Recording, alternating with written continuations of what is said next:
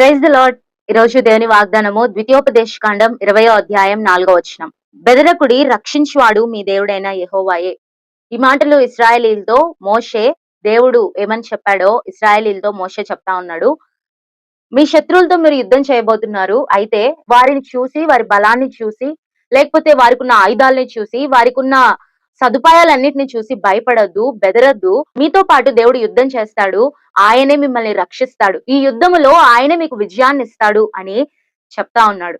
ఈరోజు మనము కూడా శత్రువుతో పోరాటం చేస్తూ ఉంటాం కదండి. మన జీవితంలో ముగ్గురు శత్రువులు: eternal enemy, internal enemy, external enemy. Internal enemy అనంటే మన శరీరమే మన శత్రువు. మన శరీరంలో పాపపు ఆలోచనలు, పాపపు తలంపులతో మనం ప్రతిరోజు కూడా యుద్ధం చేస్తూ ఉంటాం.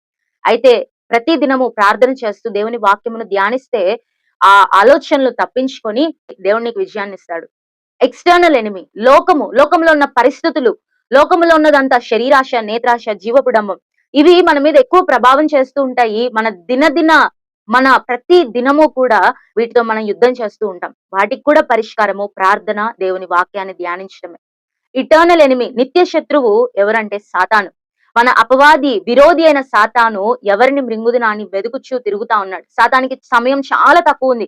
ఎంత మందిని వీలైతే అంత మందిని తీసుకువెళ్ళాలి, నరకానికి, నిత్య నరకానికి తీసుకువెళ్ళాలని సాతాను ప్రయత్నం చేస్తూ ఉంటాడు. అలాంటి పరిస్థితుల్లో దేవుడు ఈ రోజు ఏమని వాగ్దానం చేస్తూ ఉన్నాడంటే, ఒకవేళ పాపం మీద విజయం లేక, ఒకవేళ నీ పాపపు ఆలోచనల మీద విజయం లేక, సాతాను తీసుకొచ్చే శోధనలతో నువ్వు పోరాడలేక ఉన్నావేమో, దేవుడు ఈ రోజు నీకు ఇస్తున్న వాగ్దానం ఏంటి అనంటే, వారి మీద నువ్వు సాతాను యొక్క బలాన్ని చూసి, సాతాను తీసుకొచ్చే శోధనలు చూసి, ఆ బంధకాలను చూసి భయపడొద్దు, బెదిరిపోవద్దు.